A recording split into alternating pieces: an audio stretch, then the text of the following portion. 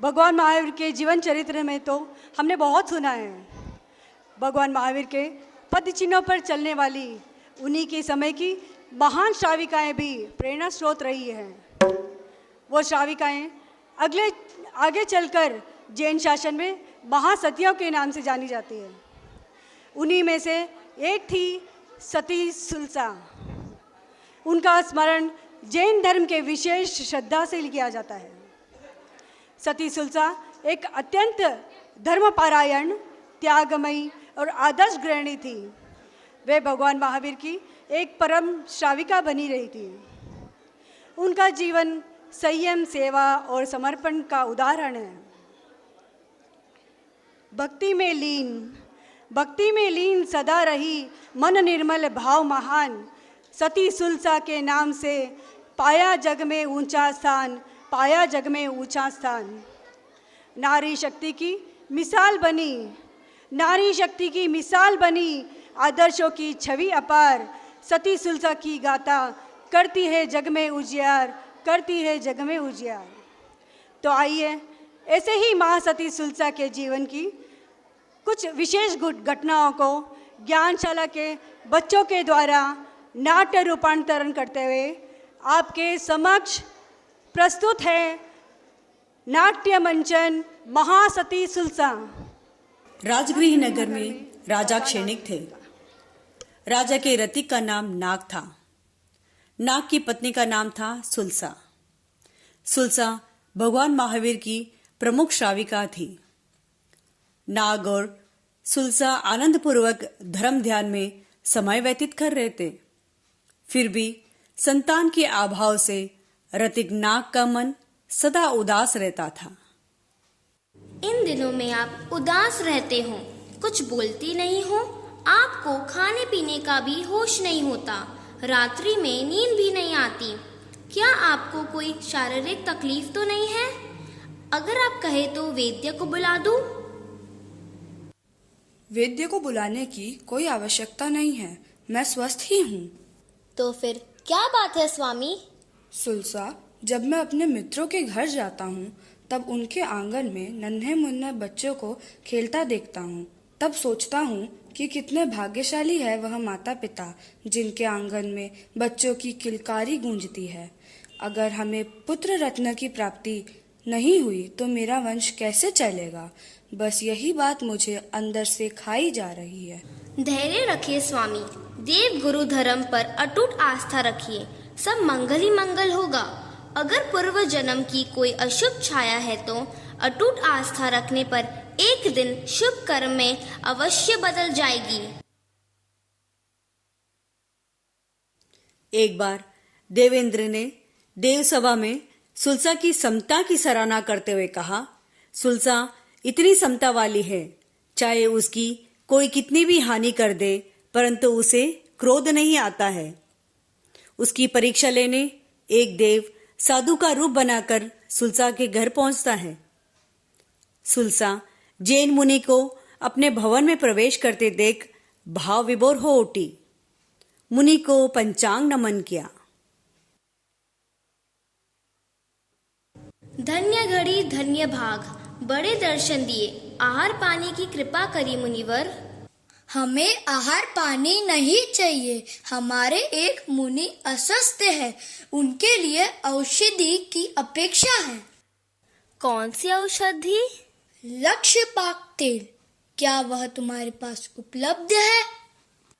महाराज मुनिवर, कल ही मेरे घर में उस तेल के 3 घड़े आए हैं। आपने बड़ी कृपा की, मुझे अतिथि संविभाग का शुभ अवसर प्रदान किया। सुलसा जैसे ही तेल का घड़ा उठाकर लाने लगी, देव माया से सुलसा के हाथों घड़ा छूट गया। सारा तेल बह गया। बहर, हमारे कारण तुम्हारा कीमती तेल गिर गया। कोई बात नहीं, मैं दूसरा घड़ा लेकर आती हूँ।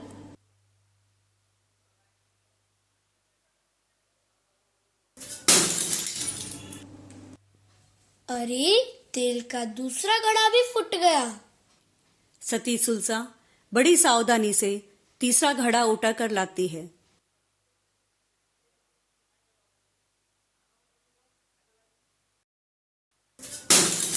देखते ही देखते लक्ष्यपाक तेल का तीसरा घड़ा भी फूट गया। वह भी देव माया से गिरकर नष्ट हो जाता है। इतना सब होने पर भी सती सुलसा बिल्कुल शांत खड़ी थी। बहन, हमारे कारण तुम्हारा इतना बड़ा नुकसान हो गया। नहीं अंगार श्रेष्ठ, इस नुकसान की मुझे चिंता नहीं है। यह तो वस्तु का धर्म है। जो वस्तु पैदा होती है वह नष्ट भी होती है। मुझे दर्द इस बात का है कि मैं अतिथि संविभाग के इस दुर्लभ अवसर को प्राप्त करके भी उसके लाभ से वंचित रह गई। मैं कितनी अभागिनी हूँ जो मैंने संयमी आत्मा के चिकित्सा में काम आने वाले तेल को मिट्टी में मिला दिया। मेरे अंतराय के कर्म उदय में आए हैं। यों कहते कहते सुलसा की आंखों से पश्चाताप के आंसू छलक आए। सुलसा के इस विलक्षण तितिक्षा को देखकर मुनिश्री हैरान थे, अवाक थे।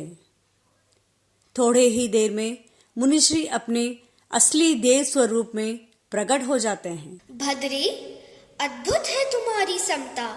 इस गुण के कारण तुम इंद्र द्वारा प्रशंसित हो। ये सारा प्रपंच मेरे द्वारा रचा हुआ था। इसके लिए मैं क्षमा प्रार्थी हूँ। मैं तुम पर बहुत प्रसन्न हूँ। तुम इच्छित वरदान मांगो। देवानुप्रिय, मुझ में कोई ऐसी विरल विशेषता नहीं है जिसका इंद्र अपने श्रीमुख से व्याख्या करे। मैं तो एक साधारण नारी हूँ, पर यह महान व्यक्तियों की महानता है कि वह दूसरों की बिंदु जितनी विशेषता को भी सिंधु बना देते हैं। आप मुझे वरदान देकर कृतार्थ करना चाहते हैं, यह आपकी गरिमा के अनुरूप है, पर मुझे वरदान की अपेक्षा नहीं है। आपकी प्रसन्नता ही मेरे लिए वरदान है। मुझे कुछ भी नहीं चाहिए। सच्चा धर्म मिला है। त्याग तपस्या करके शांतिमय जीवन बिता रही हूँ। फिर भी आप मुझे कुछ देना ही चाहते हैं तो मुझे एक पुत्र का वरदान दो, क्योंकि हमारे कोई संतान नहीं होने के कारण मेरे पति देव को वंश आगे ना बढ़ने का डर सताता रहता है। बहन, तुम बहुत सौभाग्यशाली हो।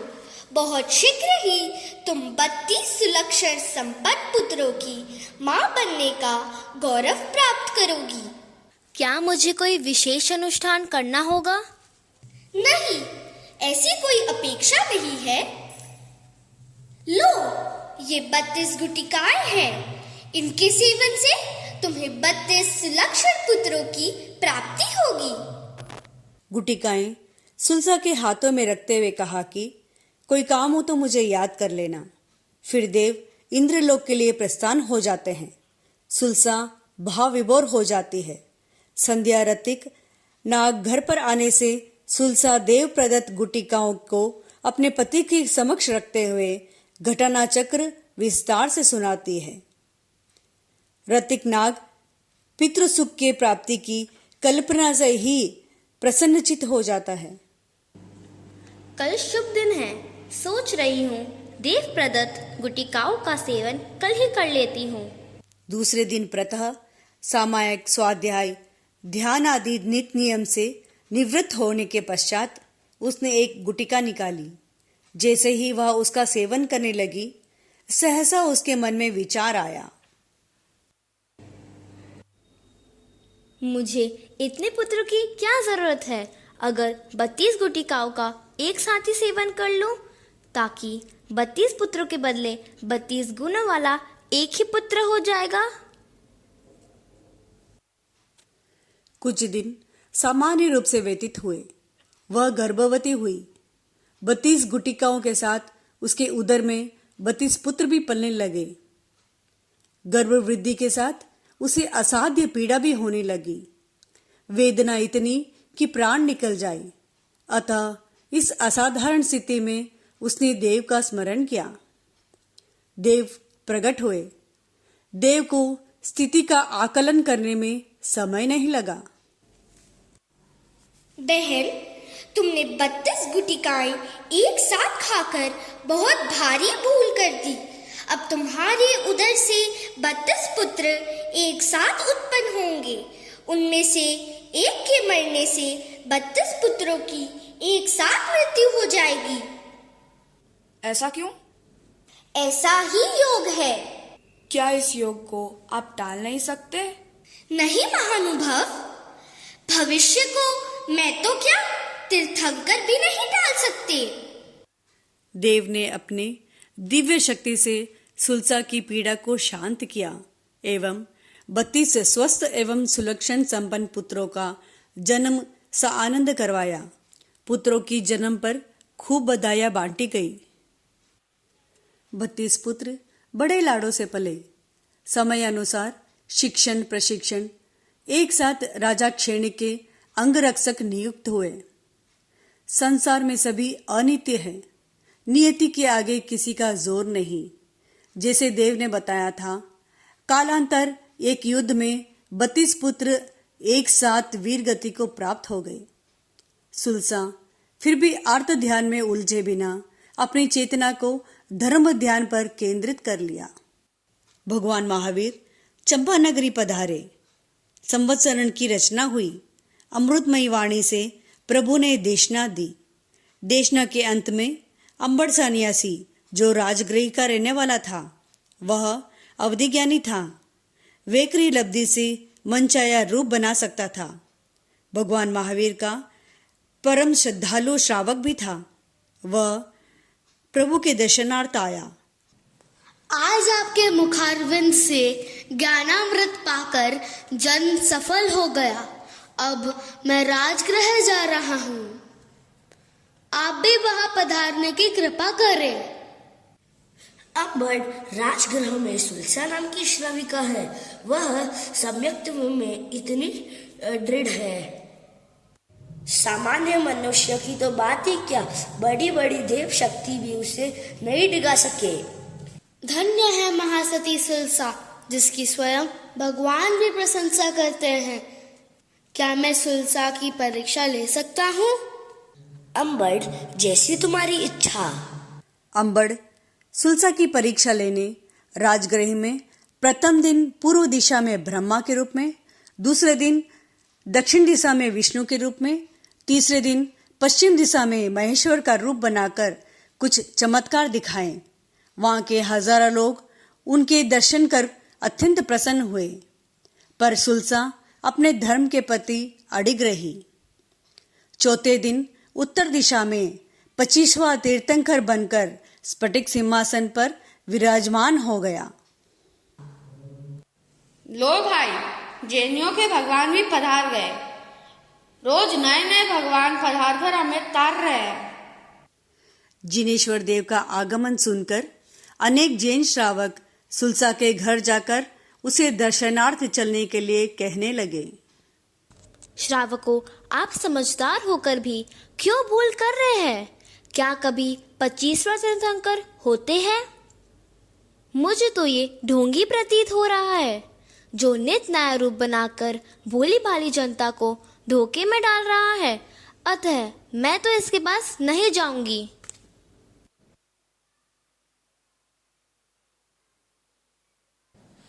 क्या सभी जैनी श्रावक आ गए? सिर्फ एक सुलसा श्राविका नहीं आई, वह आपको भगवान नहीं मानती है। इतना सुनते ही अंबड़ लाल पीला होकर उन श्रावकों के साथ सुलसा के घर के लिए रवाना हुए। सुलसे, तुम मेरे दर्शनार्थ क्यों नहीं आई? नहीं आई। क्यों नहीं? मेरी इच्छा। क्या तुम मुझे तीर्थंकर नहीं मानती हो? मैं धर्म चक्र प्रवर्तक 25वां तीर्थंकर हूँ। तुम मुझे भगवान क्यों नहीं मानती हो? क्या मैं भगवान महावीर से कम हूँ? नहीं मानती मैं आपको भगवान महावीर के जैसा, क्योंकि भगवान महावीर कभी गुस्सा ही नहीं करते, पर आपकी आंखों में तो खून बरस रहा है। जैन शास्त्र के अनुसार तो भगवान 24 ही होते हैं। आप कहते हो मैं 25वां तीर्थंकर हूँ। बताइए, मैं आपको भगवान कैसे मान लूं? ये हजारों लोग ना समझ तो नहीं, जो मुझे तीर्थंकर मान रहे हैं, मेरी सर्वज्ञता को स्वीकार कर रहे हैं। तुम्हें मुझे तीर्थंकर मानना ही होगा। क्या आप नहीं जानते कि एक काल चक्र में इस भरत क्षेत्र में 24 ही तीर्थंकर होते हैं? यह अनादिकाल की नियत परंपरा है। त्रिकाल में भी इसमें परिवर्तन संभव नहीं है। इस स्थिति में 25वां तीर्थंकर होने का दावा क्या उतना ही बड़ा झूठ नहीं है जितना कि आज सूरज पश्चिम में उगा हो? सुलसा का सच्चा ज्ञान, धर्म पर अटूट श्रद्धा एवं अद्भुत धैर्य देखकर अंबड़ के मन में आश्चर्य का पार नहीं रहा। उसने सुलसा से तत्काल क्षमा याचना की। सुलसे, तुम धन्य हो, धन्य है तेरी आस्था। लाखों करोड़ों लोगों में तेरे जैसी किसी सौभाग्यशाली को ही यह अनमोल रत्न प्राप्त होता है। पिछले दिनों में मैं चंपा नगरी गया था। तीर्थंकर महावीर वहां विराजमान थे। मैंने उनके दर्शन किए। मेरे राजगृह गमन की बात सुनकर प्रभु ने सुलसा का उल्लेख किया कि वह सम्यक्त्व की अटूट आस्था रखने वाली है। मैंने परीक्षा लेने की सोची। मेरे परीक्षा में तुम खरी उतरी हो। तुम कृत्य पुण्य हो, तुम वेरण्य हो, कुल का गौरव हो, इस नगर की शान हो। महासती सुलसा, तुम्हें शत शत नमन, शत शत नमन। सुलसा आराध्य के शुभ संवाद पाकर प्रसन्न हुई। प्रभु मुख से सुलसा की सराहना की बात सुनकर नगरवासियों के दिल में प्रसन्नता की पारावार लहराने लगा। भाव विभोर लोगों ने सुलसा का जयनाद करते हुए पृथ्वी अंबर को एक कर दिया। मां सती सुलसा की जय हो, जय हो। मां सती सुलसा की जय हो, जय हो। सम्यक्त्व में अत्याधिक दृढ़ होने के कारण सुलसा सती ने तीर्थंकर नाम गोत्र का उपार्जन किया। वह आगामी 24 तीर्थंकरों में निर्मम नामक 5वें तीर्थंकर के रूप में अवतरित होंगी। संस्कारों की मूरत बनकर हर संकट में डटी रही। संस्कारों से मूरत बनकर हर संकट में डटी रही। धर्म मार्ग पर अडिग रहकर हर पीड़ा सहती रही, हर पीड़ा सहती रही। आओ सब मिलकर शीश झुकाएं, करें उनका अभिनंदन। सती सुलसा के चरणों में समर्पित भाव भरा वंदन, समर्पित भाव भरा वंदन। ओम अरहम।